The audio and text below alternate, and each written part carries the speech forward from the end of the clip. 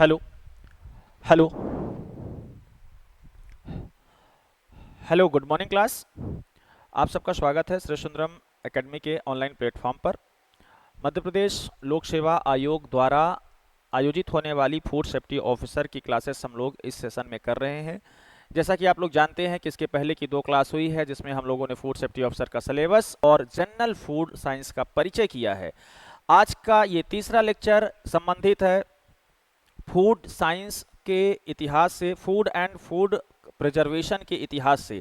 तो आज के इस वीडियो में हम लोग देखेंगे यूनिट फर्स्ट का पहला topic, history of food and food preservation, history of food and it's preservation. तो इसके बारे में हम लोग आज यहाँ पर अध्ययन करेंगे और बहुत अच्छे से तैयारी यदि आपको एफएसओ की करनी है तो हमारे द्वारा एक बैच लॉन्च किया गया है फूड सेफ्टी ऑफिसर का, उसे आप ज्वाइन कर लीजिए। बहुत ही कम रेट पर, ऑफर फीस पर आपको एफएसओ का बैच अवेलेबल है, बाकायदा पेपर सेकंड के विधिवत तैयारी के साथ, जिसमें टेस्ट सीरीज भी शामिल है, क्लासेस भी शामिल है, नोट्स भी शामिल है। और साथ में अलग से किसी को टेस्ट सीरीज ज्वाइन करना हो तो 20 जुलाई से एफएसओ की टेस्ट सीरीज शुरू हो रही है, आप ज्वाइन कर सकते हैं ऑनलाइन या ऑफलाइन वर्जन पे। ठीक है, चले तो यहाँ पर हम लोग देखेंगे पहला टॉपिक जो हमारा है history of food and it's preservation.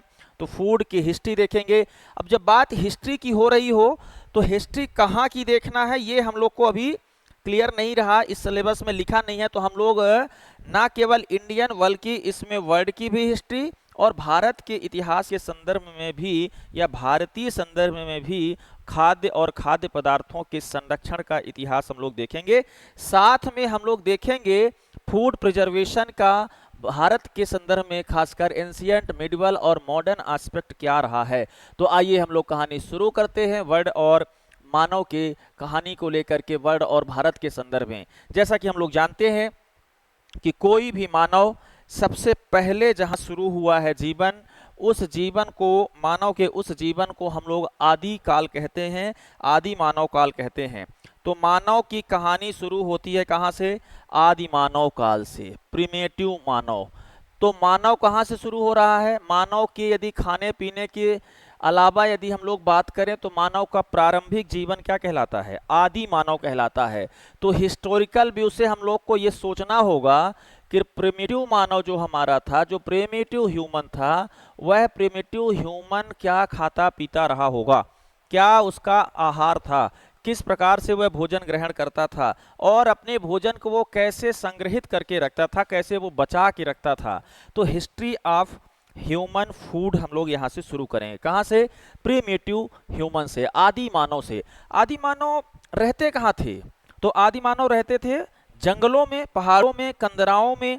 और यदि कोई मानव जंगल में रह रहा है तो वो जंगल में क्या खाएगा, ये सोचने की बात है। तो यदि कोई ह्यूमन जंगल में रह रहा है, फॉरेस्ट निवासी है, वनवासी है, तो निश्चित रूप से उसके पास खाने की 2-3 प्रकार की चीजें हो सकती हैं। खाने की निर्भरता उसकी कहाँ पे होगी? खाने की निर्भरता या तो प्लांट बेस होगी या तो फिर एनिमल वेस्ट होगी। तो क्या ये प्लांट और एनिमल जो होते हैं उनको ऐसे ही खा जाते थे कि पका के खाते थे कि उबाल के खाते थे? तो यदि प्रिमेटिव मानव की बात करें, आदि मानव की बात करें, तो मानव के पास अभी पकाने आदि की कोई सुविधा नहीं थी। यदि प्लांट बेस हम लोग बात करें कि ह्यूमन प्लांट खाता रहा होगा, तो पौधे के कौन कौन से भाग को मानव उस समय खाता रहा होगा? क्या पौधे मानव उगाता था? क्या मानव खेती करता था? नहीं। तो उस समय यदि हम लोग प्लांट बेस की बात करें मानव की, यदि आदि मानव की, तो उस समय मानव के लिए खाने के लिए या सबसे महत्वपूर्ण चीज जो थी वो क्या थी? रूट इस्तेमाल करते थे मानव। किसका? पौधों की जड़ों को खोद खोद करके खाते थे, है ना। तो रूट जिसको हम लोग कंदमूल कह देते हैं। और ये सभी कंदमूल क्या होते हैं? ये सभी कंदमूल जनरली मॉडिफाइड रूट होते हैं, जैसे आड़ू आदि हो गया। तो ये रूट है, कंदमूल है। अब क्या दिक्कत है? हाँ हाँ, रूट। दूसरा क्या इस्तेमाल करता रहा होगा मानव, अभी भी करता है, पहले भी करता रहा होगा, वनवासी मानव किसका इस्तेमाल करेगा, फ्रूट का इस्तेमाल करेगा, और फ्रूट में विभिन्न प्रकार के पौधों के फलों को खाता रहा होगा। वैसे सभ्यता की दृष्टि से देखा जाए तो मानव के द्वारा उपयोग किए गए सबसे पुराने फलों में अंजीर को सबसे पुराना फल माना जाता है, और यह वह फल है जिसका इस्तेमाल मानव ने पहली बार सभ्य मानव ने किया। हालांकि इसके पहले मानव कौन सा फल खाया होगा इसकी कोई कहानी नहीं है, लेकिन अंजीर को पहला फल माना जाता है जहां से मानव ने फल क्या कह सकते हैं, जहां से मानव की कहानी शुरू होती है। ठीक है, तो अंजीर आदि, अंजीर है, बेर है, जैसे फलों का सेवन मानव जंगलों से करता रहा होगा।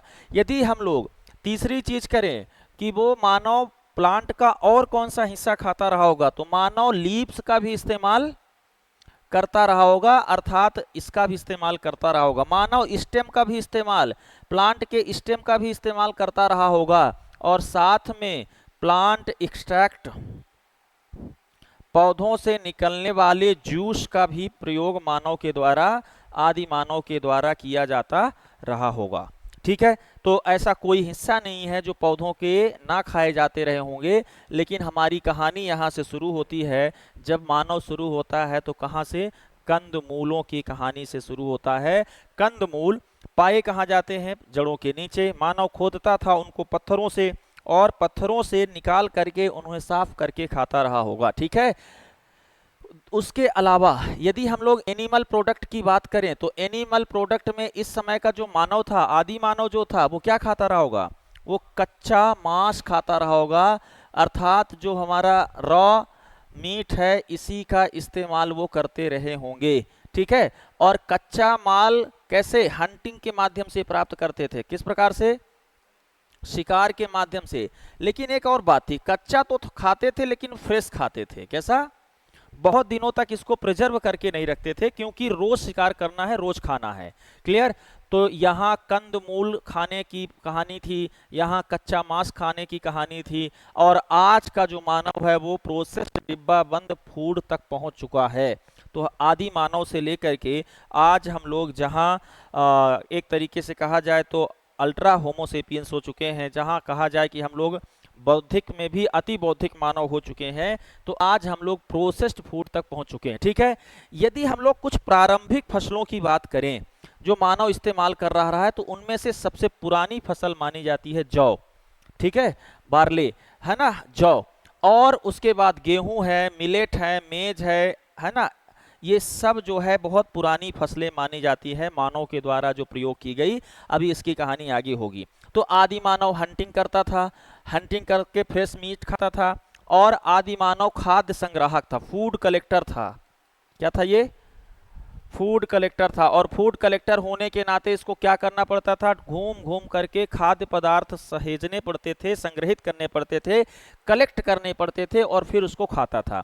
तो हिस्ट्री में हम लोग यदि प्रिमिटिव हिस्ट्री ऑफ ह्यूमन देखें, चाहे वो भारत के संदर्भ में हो, चाहे वो वैश्विक संदर्भ में हो, तो हम लोग क्या पाते हैं, हम लोग पाते हैं कि मानव कंदमूल और कच्चे माल शिकार के माध्यम से और फूड कलेक्टिंग के माध्यम से प्राप्त करता था। ठीक है, इसके प्रिजर्वेशन की कहानी आगे हम लोग देखेंगे।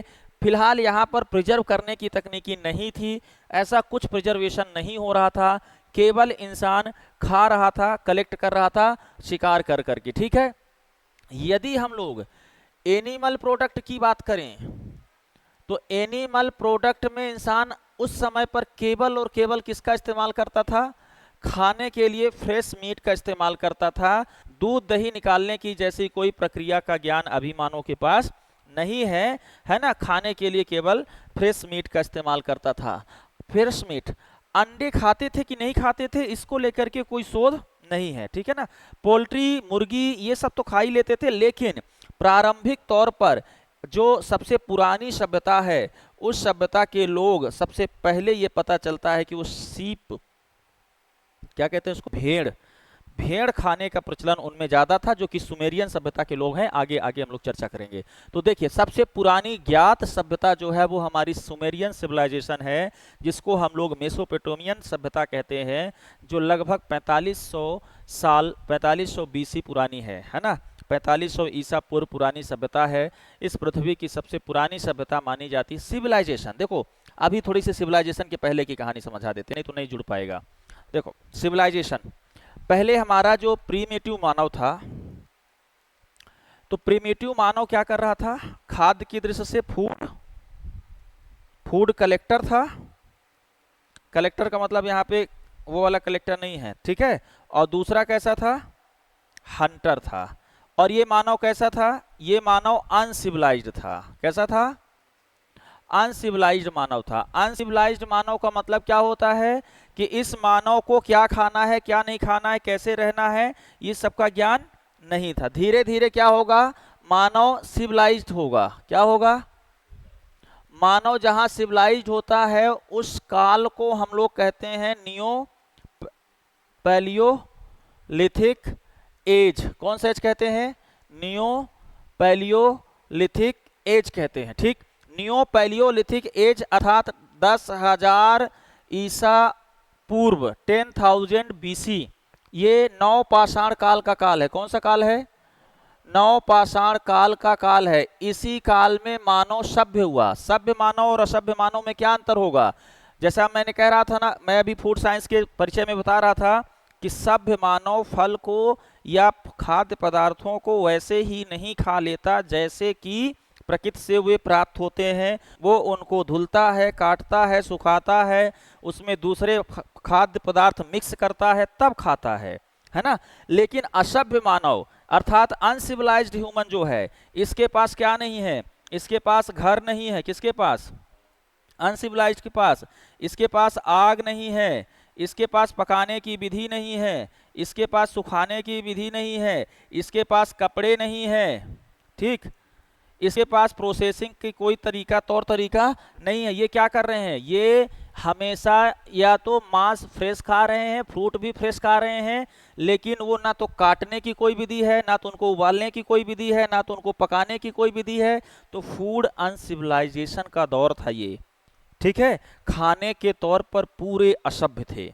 जैसे कह देते हैं ना, बहुत सारे लोग ऐसे होते हैं जो खाने के तौर तरीके से परिचित नहीं होते हैं, अच्छे से नहीं खाते, उनको असभ्य कह देते हैं।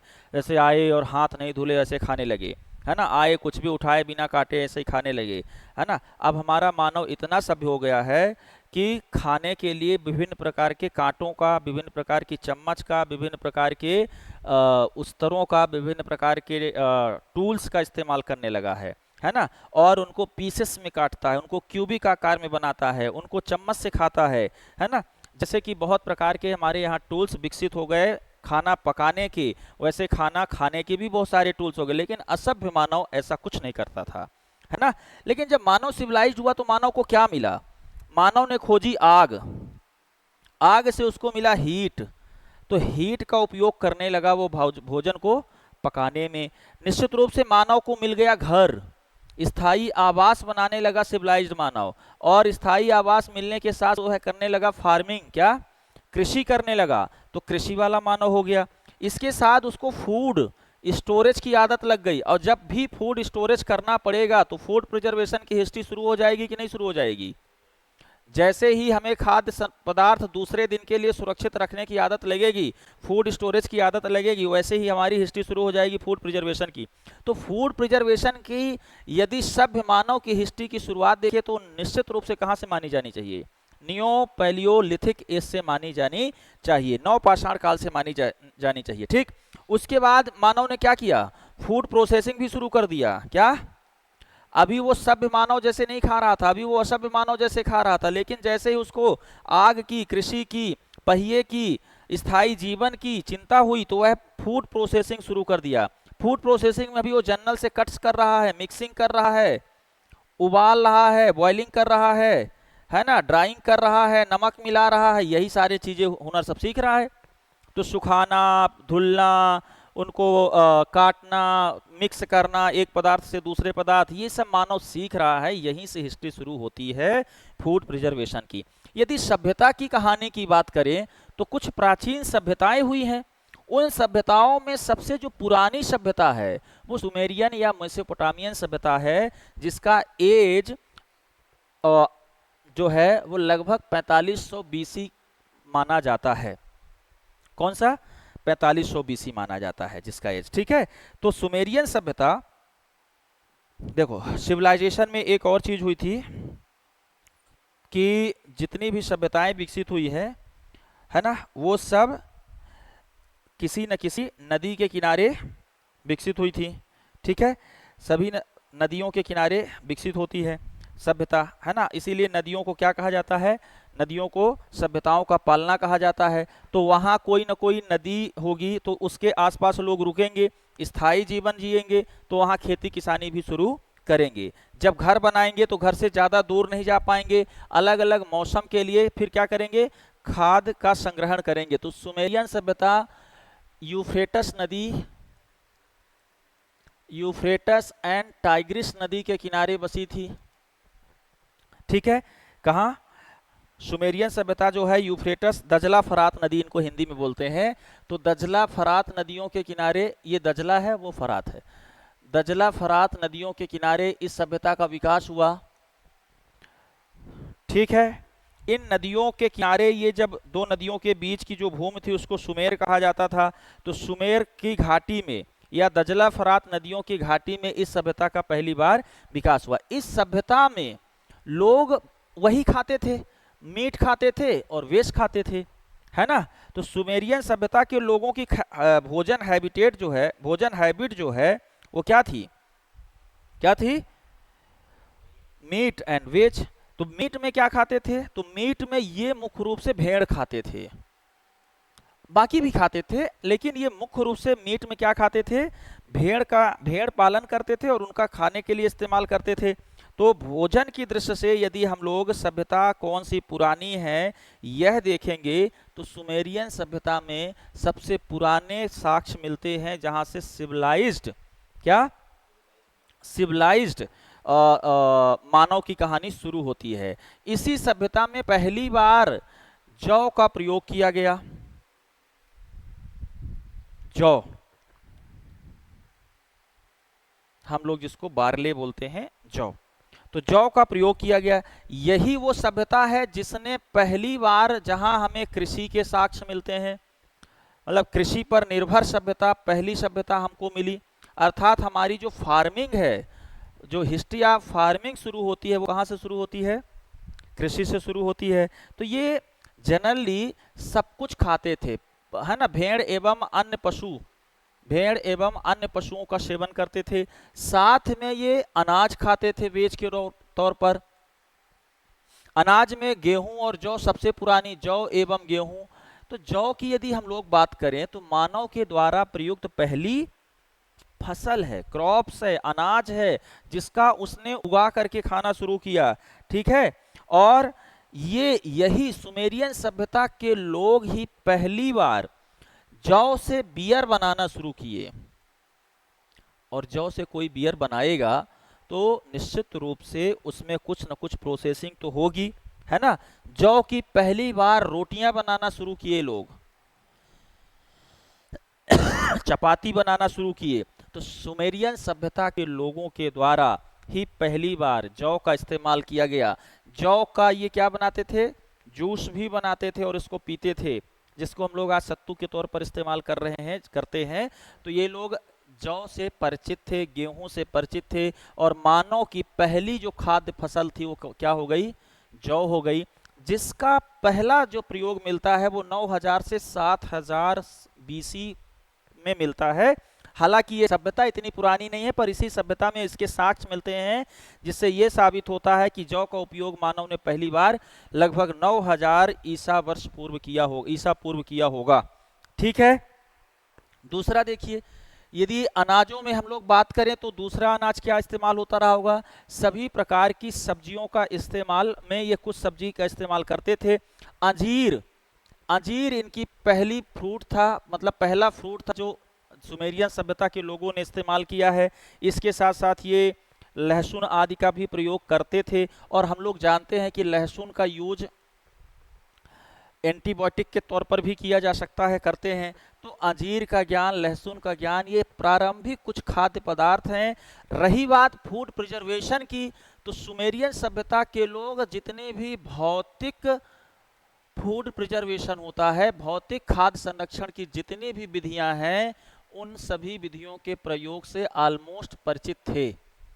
अर्थात इस सभ्यता के लोग सिविलाइज्ड थे, ताप का प्रयोग, सुखाने के तौर पर हीट का प्रयोग जानते थे, है ना। तो ये लोग क्या करते थे, drawing, salting, pickling, spicing, storage इन क्ले जार्स, मिट्टी के पात्रों पे भोज पदार्थों को संरक्षित करना ताकि उसमें कम गर्मी लगे, है ना। साथ में सुखाना, उसमें नमक मिलाना, अचार बनाने की प्रक्रिया, है ना, मसाले मिलाने की प्रक्रिया और उनको मिट्टी के जारों पे सुरक्षित रखने की प्रक्रिया से सुमेरियन सभ्यता के लोग परिचित थे। क्लियर। तो यदि हम लोग सुमेरियन सभ्यता की फूड हैबिट की बात करें तो ये सारी चीजें सुमेरियन सभ्यता के लोग, प्राचीन सुमेरियन सभ्यता के लोग खाते थे। क्लियर है। तो जौ पहली फसल। आपसे परीक्षा में प्रश्न पूछा जा सकता है कि मानव के द्वारा उपयोग की गई पहली खाद्य फसल कौन सी थी। ठीक है, आपसे पूछा जा सकता है कि मानव के द्वारा जो फसल पहली बार खाद्य के तौर पर इस्तेमाल की गई उसको किस सभ्यता के लोगों ने, चूंकि ये हिस्ट्री पढ़ना है तो हिस्ट्री में यही सारी चीजें आएंगी, किस सभ्यता के लोगों ने इसका उपयोग किया था। आपसे पूछा जा सकता है कि इनके भोजन में जौ का कौन कौन सा रूप इस्तेमाल करते थे। तो जौ को अनाज के तौर पर, बियर के तौर पर, रोटी के तौर पर, जूस के तौर पर, पेस्ट के तौर पर, सब के तौर पर इसका इस्तेमाल करते थे। इसका पेस्ट बनाते थे और पेस्ट की गोलियां बनाते थे, उनको भी खाते थे। इसके साथ साथ मिलेट्स, मिलेट्स में मुख्य रूप से सुमेरियन सभ्यता के लोगों को बाजरा का ज्ञान था, बाजरे का ज्ञान था और बाजरा ये खाते थे। ठीक है, तो सुमेरियन सभ्यता सबसे पहली पुरानी सभ्यता है, तो उसके कुछ फूड हैबिट्स के बारे में हम लोगों ने यहाँ पे समझा।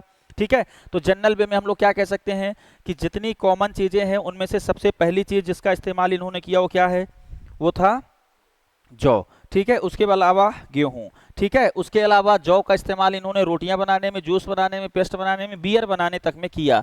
ठीक है, हालांकि ये बियर बहुत उस तरह से बियर नहीं थी कि वेल फर्मेंटेटेड थी, लेकिन होती थी, है ना। और फलों के तौर पर देखा जाए तो इन्होंने सबसे पहले अंजीर का, मसालों में लहसुन का प्रयोग, ठीक है, और इसके अलावा ये प्याज का प्रयोग भी करते थे। खीरा इनके यहाँ होता था ऐसा कहा जाता है, तो सब्जियों में खीरे, ककड़ी, कुकुम्बर आदि का ज्ञान इनको था। ठीक है, तो लगभग, और मीट में यदि हम लोग बात करें तो मीट में भेड़ थी, साथ में फिश, मछलियों का प्रयोग भी ये करते थे। लगभग इनके यहाँ से विभिन्न प्रकार के मछलियों के साक्ष्य पुरातत्वविदों ने खोजे हैं। ये मछली का व्यापार भी करते थे और मछली को खाते भी थे। ठीक है, एक और चीज ये खाते थे वो है शहतूत। क्या, शहतूत। ठीक है, शहतूत का भी प्रयोग होता जाना जाता है। तो कह सकते हैं कि सुमेरियन सभ्यता के लोगों के पास एक विकसित, कम विकसित लेकिन एक सिस्टमेटिक खाने पीने की हैबिट थी। और फूड प्रिजर्वेशन के लिए कौन सी विधि इस्तेमाल कर रहे थे उस समय, जनरली सभी भौतिक फिजिकल जो खाद्य संरक्षण की विधियां हैं उनका प्रयोग ये लोग कर रहे थे। क्लियर, समझ में आ गई बात। आगे चलें। अगली हमारी जो सभ्यता है वो है एंशियंट इजिप्टियन सभ्यता। लगभग 3200 साल पुराने की सभ्यता है। यहाँ के लोगों की भी कुछ हैबिट हमें पता होनी चाहिए, खाद्य हैबिट पता होना चाहिए। ये इजिप्ट की सभ्यता है, इजिप्ट नदी के किनारे अफ्रीका महाद्वीप में बसी। ठीक है, पुरानी वाली सभ्यता जो है वो कौन से महाद्वीप में, एशिया महाद्वीप के सऊदी अरब के आसपास वाला जो क्षेत्र है वहां पर, ईरान, इराक और सऊदी अरब के बीच में जो दजला फरात नदियां बहती हैं वहां की ये सभ्यता थी, सुमेरियन सभ्यता। ठीक है, अब हम लोग की जो इजिप्ट की सभ्यता है, इजिप्ट की सभ्यता के भोजन हैबिटेट के बारे में देखते हैं, क्योंकि ये दूसरी पुरानी सभ्यता है जो कि लगभग हड़प्पा के समकालीन है। ठीक है, हड़प्पा सभ्यता हमारे भारत की सभ्यता है, तो हड़प्पा के लगभग समकालीन है। लगभग यहाँ से जौ की खेती के उपयोग के नहीं, फार्मिंग के, उसके पहले मानव जौ का, अभी जो हमने सुमेरियन में बताया, तो वो लोग फार्मिंग करते थे नहीं करते थे इसके साक्ष्य नहीं है, लेकिन वो जौ का उपयोग करते थे। जौ एक बहुत ही आसानी से उग आने वाली, खेतों में अपने आप उगने वाली फसल होती थी जिसका इस्तेमाल पशु चारा के तौर पर करते थे और इंसान उसको अपने भोजन के रूप में भी ले लेता था। लेकिन एग्रो फार्मिंग के तौर पर, यदि हम लोग फार्मिंग के तौर पर देखें तो पहली बार यहीं इसकी खेती के साक्ष्य मिलते हैं कि इंसान ने जौ को उगाया यहाँ तक। ठीक है, जौ को उगाने की परंपरा यहाँ से शुरू होती है। ठीक है, यदि हम लोग देखें इनके फूड प्रिजर्व खाते क्या क्या थे, तो ये भी खाते थे मीट एंड वेज, दोनों हैबिटेट में था इनके भी, मीट भी खाते थे और वेज भी खाते थे। मीट में ये लोग मुख्यतः, यदि हम लोग बात करें इजिप्ट के सभ्यता के लोगों की, तो मीट के साथ यदि हम लोग बात करें तो ये मुख्य रूप से बैल खाते थे। ऐसा साक्ष्य मिलता है कि ये भुने हुए उबाल करके बैलों को खाते थे, अर्थात बीफ खाने की परंपरा इनके यहाँ देखी जाती। जैसे वो लोग मुख्य रूप से भेड़ खाते थे, ऐसे ये लोग मुख्य रूप से क्या खाते थे, बैल खाते थे। यदि मीट में दूसरी चीज पक्षियों की बात करें तो बतख इनका प्रिय भोज था। बतख खाते थे, बतखों के साथ हंस, कबूतर, मछलियां सब कुछ खा लेते थे ये, ठीक है। तो भोजन के तौर पर ये मुख्य रूप से ये इस्तेमाल करते थे।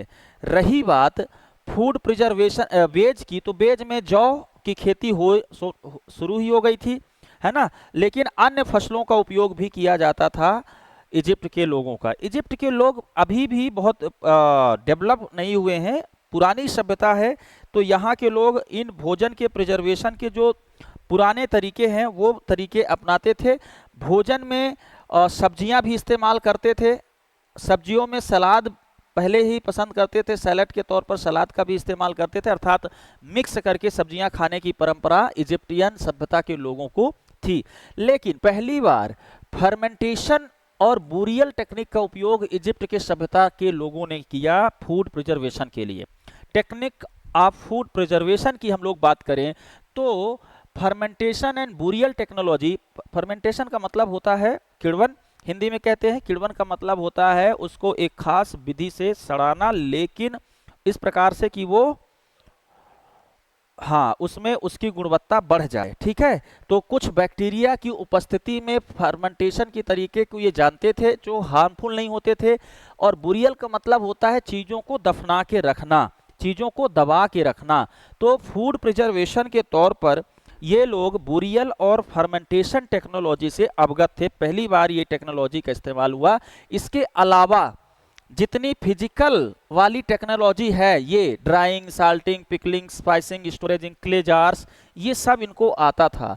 तो इन यदि आपसे कभी सवाल किया जाए कि कौन से सभ्यता के लोगों को फर्मेंटेशन और बुरियल टेक्नोलॉजी का आविष्कारक कहा जाता है, तो मुख्य रूप से वो कौन से थे, एंशिएंट इजिप्टियन सिविलाइजेशन के लोग थे। इन्होंने एक नया तरीका खोजा था फूड प्रिजर्वेशन का, जिसको ममी प्रिजर्वेशन टेक्निक कहते थे। अर्थात ये जो ममी बनाते थे उसमें प्रिजर्वेशन के लिए केमिकल्स इस्तेमाल करते थे, जिसको कीमिया कहा जाता था। तो कीमिया is first chemical preservation technology.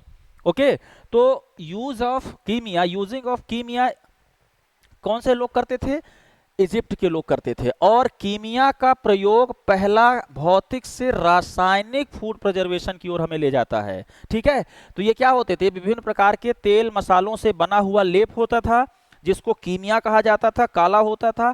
इसको डेड बॉडी पर लगा दिया जाता था ताकि वो बहुत लंबे समय तक प्रिजर्व रहे। तो मिस्र के सभ्यता के लोगों ने एक नई शुरुआत दी प्रिजर्वेशन टेक्नोलॉजी की तरफ। वो कौन सी थी, केमिकल प्रिजर्वेशन का व्यवस्थित अध्ययन यहाँ से प्रिजर्वेशन शुरू होता है, क्योंकि केमिस्ट्री की शुरुआत भी यहीं से मानी जाती है।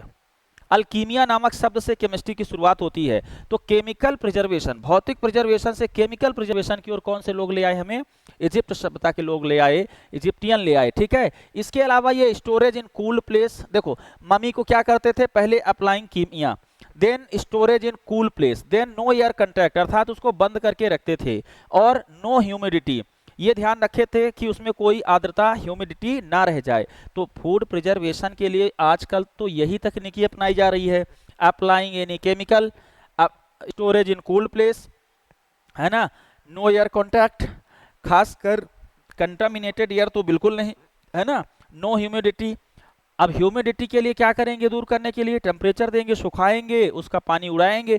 तो यहाँ से यदि हम लोग देखें तो एक तरीका नया इजाद होता है, इसलिए इंपॉर्टेंट है फूड प्रिजर्वेशन की और फूड की हिस्ट्री पे।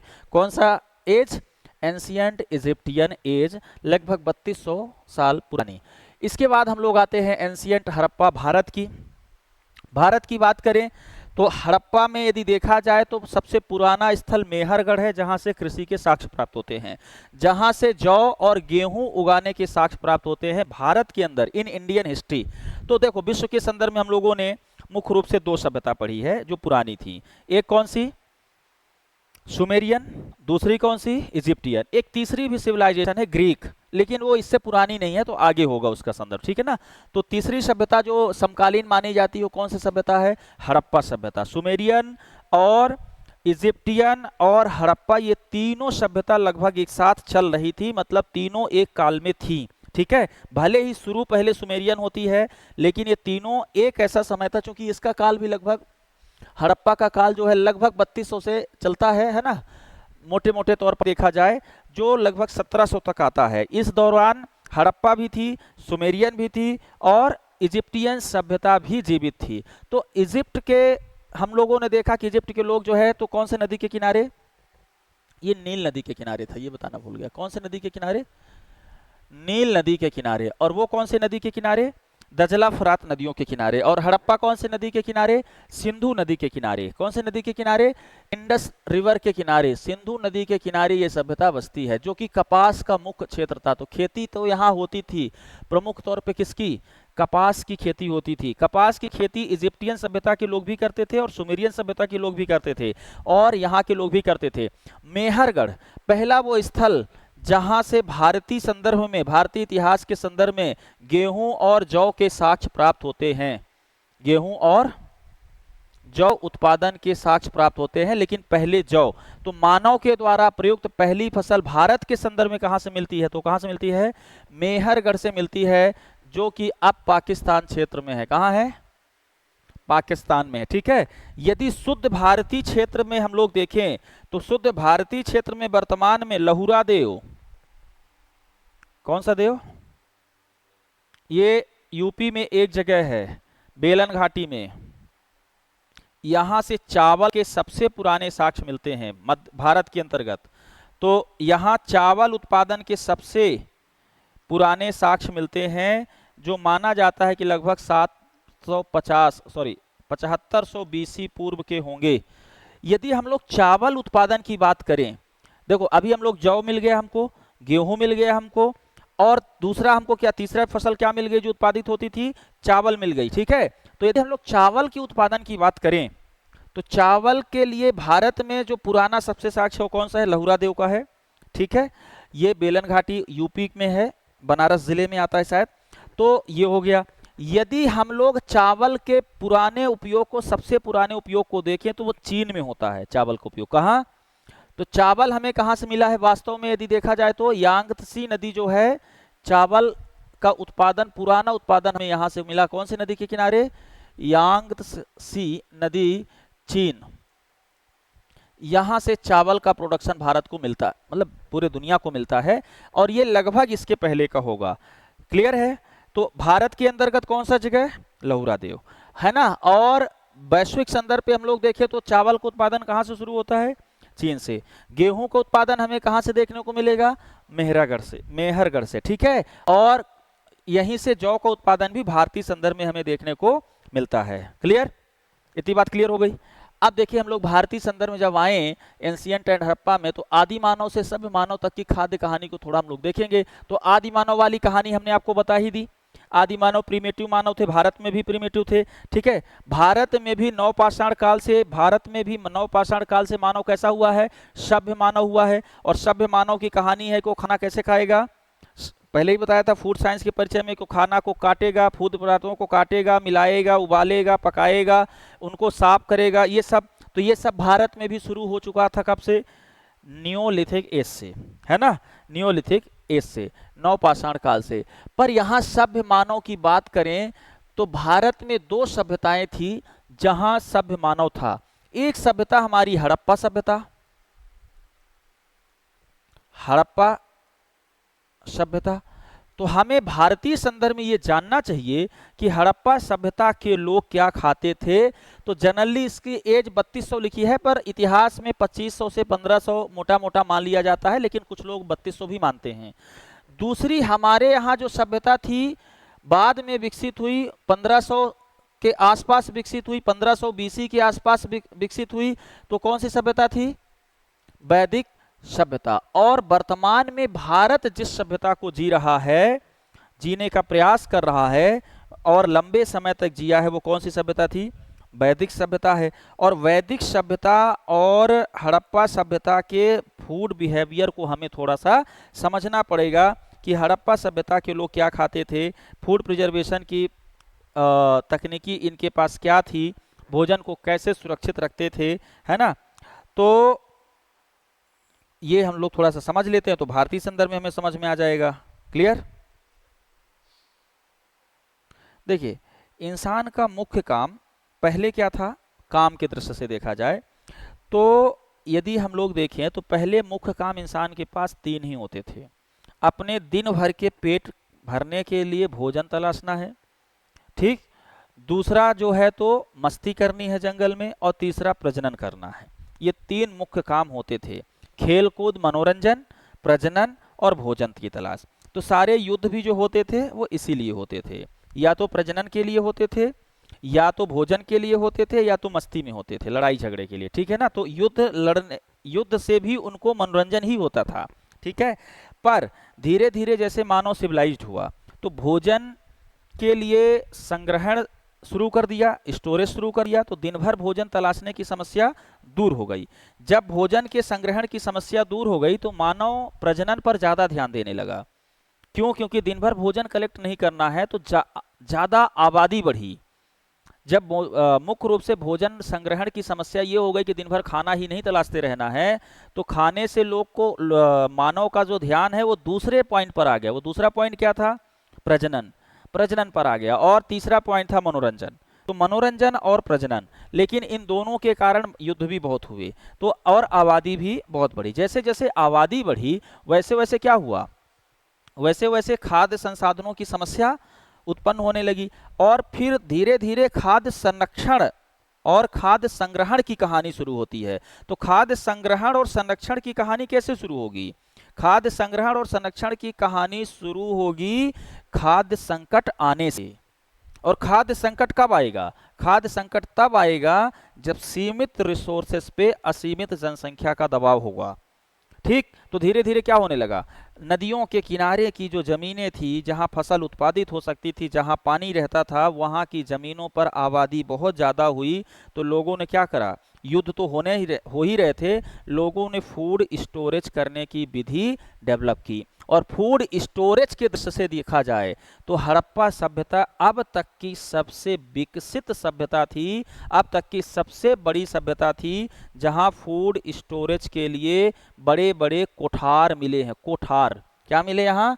तो फूड स्टोरेज यहाँ होता था, अनाजों को बड़े बड़े चैम्बर पे रखा जाता था जिसको कोठार बोलते थे।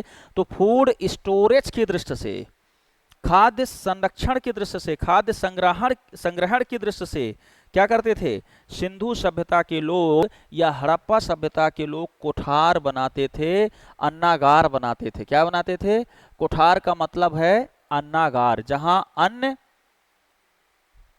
अन्नागार का मतलब है जहां अन्न सहेज के रखा जाता था। और सबसे प्राचीनतम अन्नागार का मतलब है जहां से क्या होता था?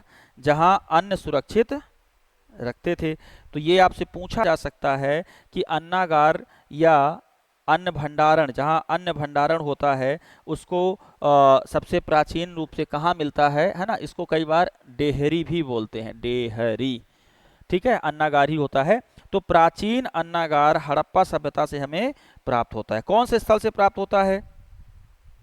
मोहनजोदड़ो से। कहां से प्राप्त होता है? मोहनजोदड़ो से। तो मोहनजोदड़ो से ये हमें अन्नागार का साक्ष्य, जोदड़ो से हमें अन्नागार के साक्ष्य प्राप्त होते हैं। ये भी सवाल आ सकता है आपके उसमें, चूंकि हिस्ट्री पे लिखा हुआ है और अन्य भंडारण की बात है, फूड मटेरियल के भंडारण की बात है, तो यहाँ क्या करते थे लोग? अन्नागारों में फूड सहेज के रखते थे अगले साल के लिए, आगामी कभी आयोजनों के लिए, या इकट्ठा गैदरिंग हो तो उसके लिए, या आगे हमें बहुत ज़्यादा फूड संघर्ष ना करना पड़े, खाद्य संघर्ष ना करना पड़े। तो एक टर्म आपके सिलेबस में लिखा है फूड सेफ्टी। तो फूड का सुरक्षा, फूड को बचाना, फूड को संग्रहित करके रखना क्या करते थे, इस प्रकार के लोग करते थे। क्योंकि ये लोग शहरी लोग थे। कौन से लोग? हड़प्पा सभ्यता के लोग कैसे लोग थे? शहरी लोग थे। और वैदिक सभ्यता के लोग कैसे थे? ग्रामीण लोग थे। तो शहरी लोगों की निशानी है, शहरी लोगों की निशानी है कि भोजन को कैसे खाएंगे, भोजन को प्लेट पे खाएंगे, तस्तरी पे रख के खाएंगे, भोजन को डेकोरेट करके खाएंगे, है ना। तो हड़प्पा सभ्यता के लोग खाते दोनों थे। यदि हड़प्पा के लोगों की बात की जाए तो ये मीट भी खाते थे और एग्रो मटेरियल भी खाते थे। एग्रो मटेरियल मतलब कृषि उत्पाद, कृषि उत्पादों को भी खाते थे। लेकिन इसी हड़प्पा सभ्यता के लोग इसमें से एग्रो मटेरियल के स्टोरेज के विधि जानते थे। इनके पास फूड प्रिजर्वेशन की तकनीकी थी, फूड प्रिजर्वेशन की तकनीकी थी, क्रॉप्स प्रिजर्वेशन की तकनीकी थी। और फूड प्रिजर्वेशन की भौतिक और रासायनिक दोनों विधियों से अब अवगत हो चुके थे।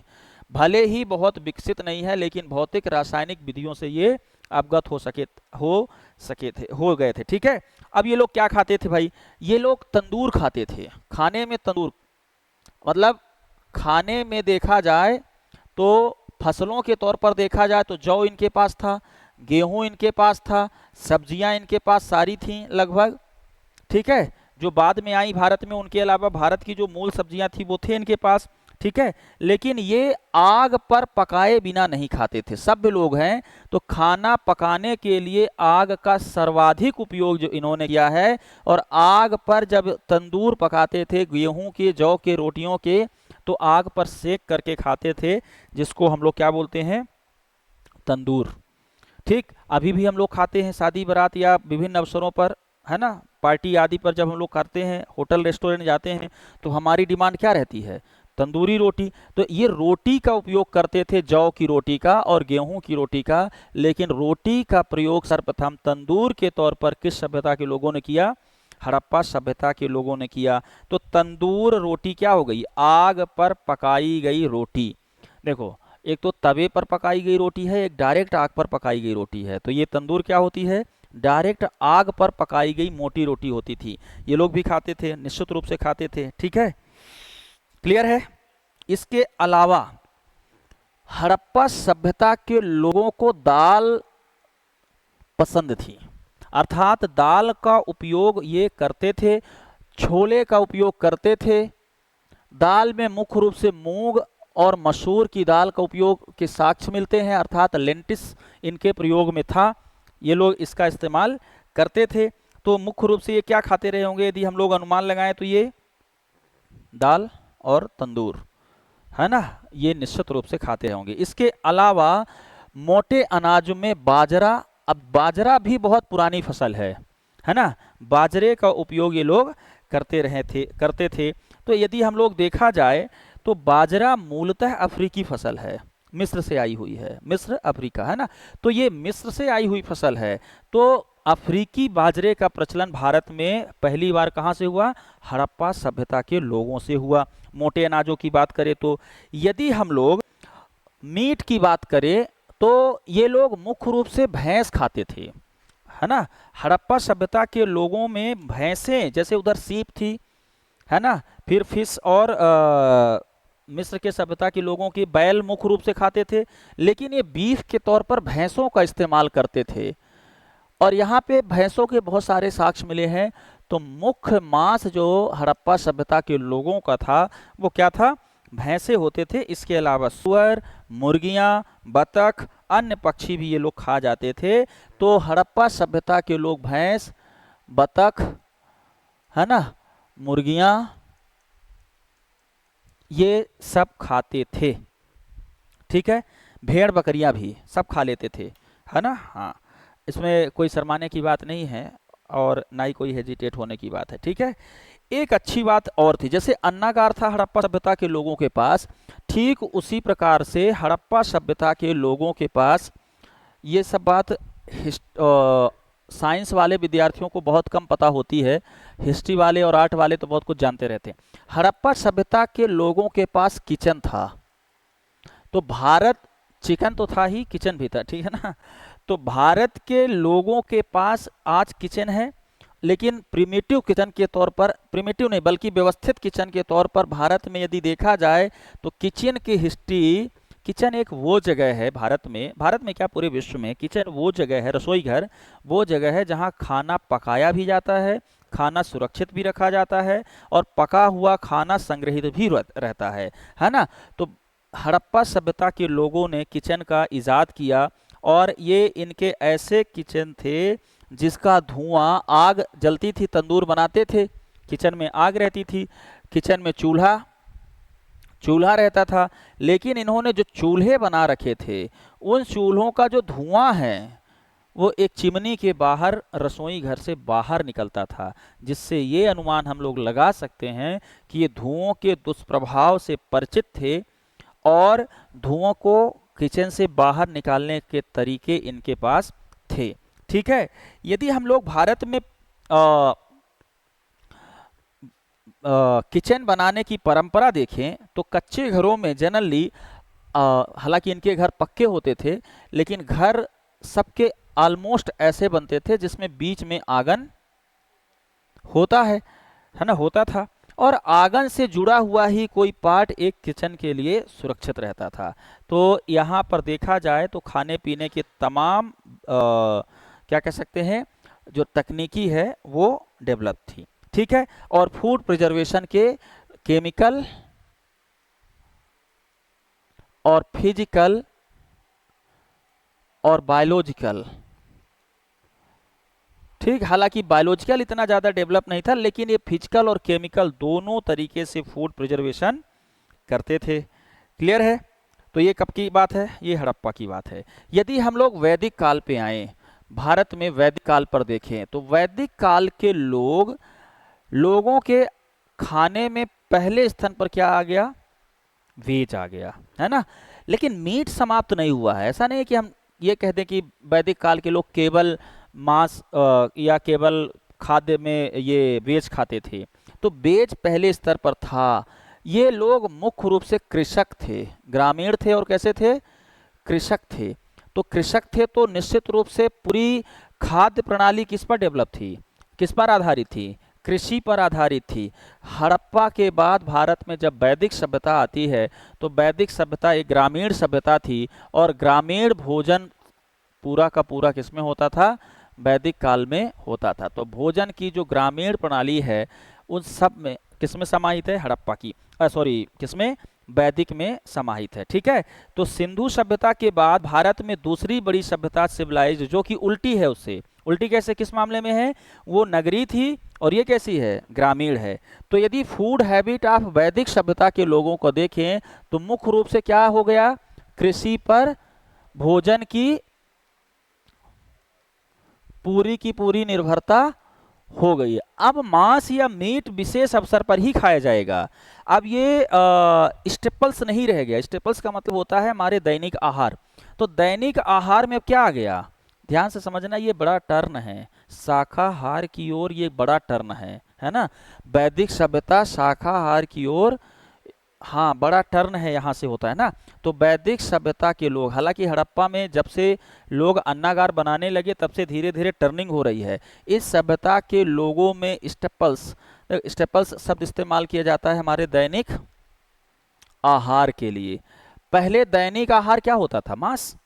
दैनिक आहार में मांस और वेज का बराबर बराबर, लेकिन मांस से चूंकि ज़्यादा इकट्ठा मिल जाता था और पेट भी भरता था तो मांस खाते थे। लेकिन अब हमारा जो दैनिक आहार है वो क्या हो गया है, भारतीय लोगों का वेज, सब्जियां, फ्रूट, है ना, सीरियल्स, ये सब अब भारतीयों के खाद्य पदार्थ की मुख्य हो गए हैं। लेकिन जब ओकेजनली या किसी खास अवसर पर अभी भी भारत के लोग मीट का इस्तेमाल, या वैदिक काल में भी मीट का इस्तेमाल हो रहा है, चढ़ावे के तौर पर, बलि के तौर पर, बलि प्रसाद के तौर पर इस्तेमाल अभी भी हो रहा था। क्लियर। तो यदि हम लोग वैदिक सभ्यता के आहार की बात करें तो वैदिक सभ्यता के लोगों का आहार मुख्य रूप से शाकाहार था, लेकिन मांसाहार से कोई परहेज नहीं था, मांसाहार का भी सेवन किया जाता था। और यदि हम लोग इनके फूड प्रिजर्वेशन की बात करें तो यहाँ पर एक अलग क्रांति देखने को मिलती है।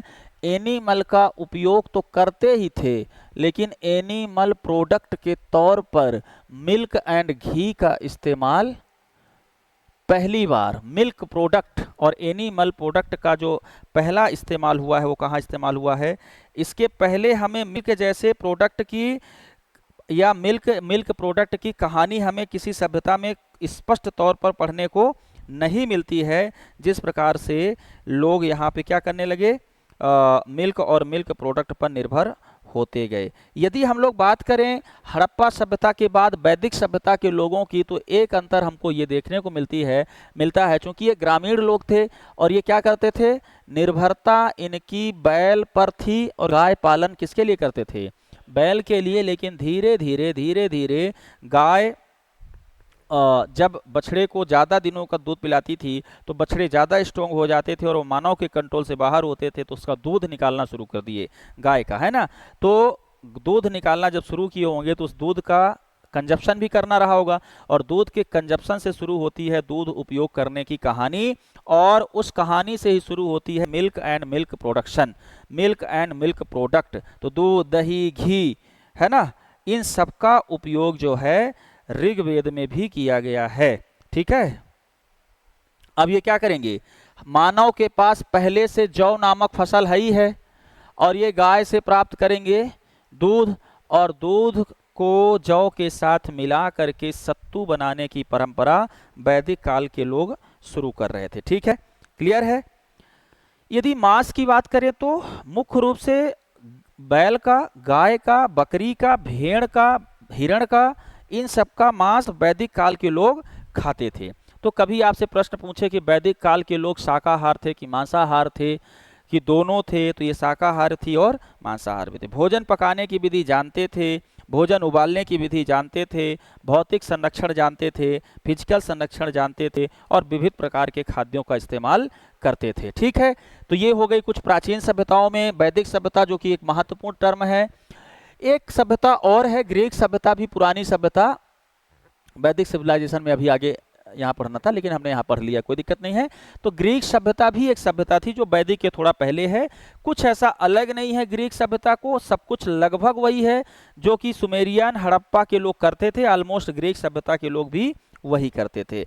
लेकिन ग्रीक सभ्यता खाद्य विज्ञान के तौर पर, चूंकि ये यूरोपीय सभ्यता थी, तो थोड़ा सा बाद में जब मशीनीकरण हुआ, यहाँ औद्योगिकी क्रांति हुई यहाँ, है ना। ग्रीक सभ्यता का वैसे सेंटर देखा जाए तो इटली है ना, रोम या इटली जो है, तो यहाँ की मुख्य केंद्र है, और यहाँ के लोग ग्रो बहुत जल्दी किए, अर्थात यहाँ का जो साइंटिफिक विकास हुआ है वो बहुत तेजी से हुआ है। तो साइंटिफिक रूप से जब यूरोप में क्रांति आती है आधुनिक काल में, उसकी देन भी ग्रीक सभ्यता के लोगों को है।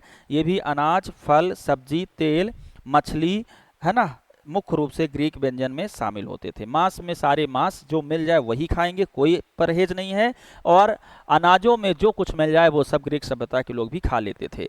तो आज के इस क्लास में हम लोगों ने देखा है कि प्राचीन से लेकर के वैदिक काल तक के लोग खाने पीने के लिए क्या इस्तेमाल करते थे, फूड प्रिजर्वेशन में क्या इस्तेमाल करते थे। इसके बाद भारत में आता है मध्यकाल। तो मध्यकाल में थोड़ा सा मैं बता देता हूँ, फिर आधुनिक काल की तकनीकियाँ पर चर्चा करेंगे। क्योंकि देखो, मध्यकाल भारत में भारतीय दृष्टि से देखा जाए तो मध्यकाल खाद्य संस्कृति में मिक्स संस्कृति आती है। यहाँ पे देखो, यदि हम लोग भारत में मध्यकाल में देखें तो मध्यकाल में एक तो भारत में बहुत ज़्यादा लोग मिक्स होते हैं। यहाँ मंगोल आते हैं, यहाँ अरबी लोग आते हैं, पहले अरबी आते हैं, मंगोल आते हैं, है ना, बहुत सारे लोग यहाँ पर आते हैं। और जब ये आते हैं तो अपने साथ बहुत सारी फसल लेकर आते हैं, अपने साथ बहुत सारे खाद्य पदार्थ लेकर आते हैं। ठीक है, अपने साथ बहुत सारे खाद्य तरीके लेकर आते हैं, संस्कृतियाँ लेकर आते हैं। तो मध्यकाल में, और ये सभी लोग जनरली मुस्लिम लोग थे, ये इस्लाम धर्म को मानने वाले लोग थे। तो भारत में मध्यकाल में, और भारत में इसके पहले कौन से लोग थे, ज़्यादातर वैदिक सभ्यता को मानने वाले लोग थे। ठीक है, इसके पहले भारत में ज़्यादातर बौद्ध सभ्यता को मानने वाले लोग थे।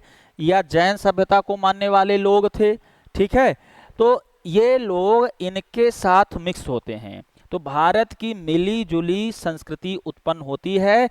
भोजन में भी बहुत कुछ मिक्स हो जाता है, और भोजन को संरक्षित करने के तौर तरीकों में भी बहुत कुछ मिश्रित हो जाता है। तो यदि मध्यकालीन के दृष्टि से देखें तो यहाँ पे सब कुछ क्या हो जाएगा, भारतीय, अरबी, मंगोलियन, है ना, अफगानी, बहुत सा ईरानी, जितनी भी संस्कृतियाँ थी, जितनी भी खाद्य संस्कृतियाँ थी, वो सब क्या होंगी, वो सब यहाँ पे मिक्स हो जाती हैं। तो यहाँ से मिक्स वेज बनने की शुरुआत होती है ना।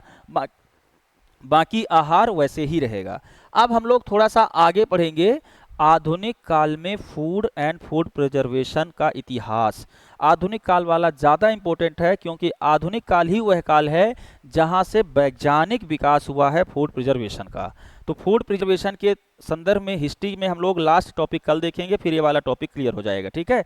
क्या रहेगा उसमें, आधुनिक काल में फूड प्रिजर्वेशन की हिस्ट्री, इतिहास, और आज तक के समस्त फूड प्रिजर्वेशन टेक्नोलॉजी कब कहाँ जन्मा, जैसे कि पाश्चुरीकरण हुआ, हालांकि मैं एक बार पढ़ा चुका हूँ आपको, पर दोबारा से इस पर एक बार हम डिस्कस कर लेंगे कि कब कौन से फूड टेक्नोलॉजी का जन्म हुआ है। दूसरा टॉपिक क्या है, परसों से शुरू करेंगे दूसरा टॉपिक।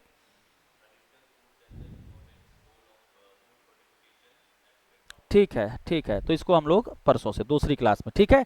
तो लगभग 2 क्लास में ये आपकी हिस्ट्री पूरी हो जाएगी, ठीक है। आज के लिए इतना ही। बहुत बहुत धन्यवाद आप लोग को इस सेशन से जुड़ने के लिए। यदि आप एक बार फिर से, यदि आप फूड साइंस क्लास, यदि आप पेपर 2 की क्लास और पेपर 1 की क्लास फूड सेफ्टी ऑफिसर के लिए देखना चाहते हैं तो Shri Sundaram academy channel subscribe कर लीजिए। हमारे पेड बैच भी अवेलेबल हैं, जिसमें टेस्ट सीरीज और कोर्स शामिल है, तो आप उसे ज्वाइन कर सकते हैं। ज्वाइन करने के लिए संस्था के इस नंबर पर संपर्क करें, 7000077451 पर कॉल या मैसेज कर दें, आपको बता दिया जाएगा पूरी प्रोसेस क्या है। थैंक यू सो मच, फिर मिलते हैं अगली क्लास में।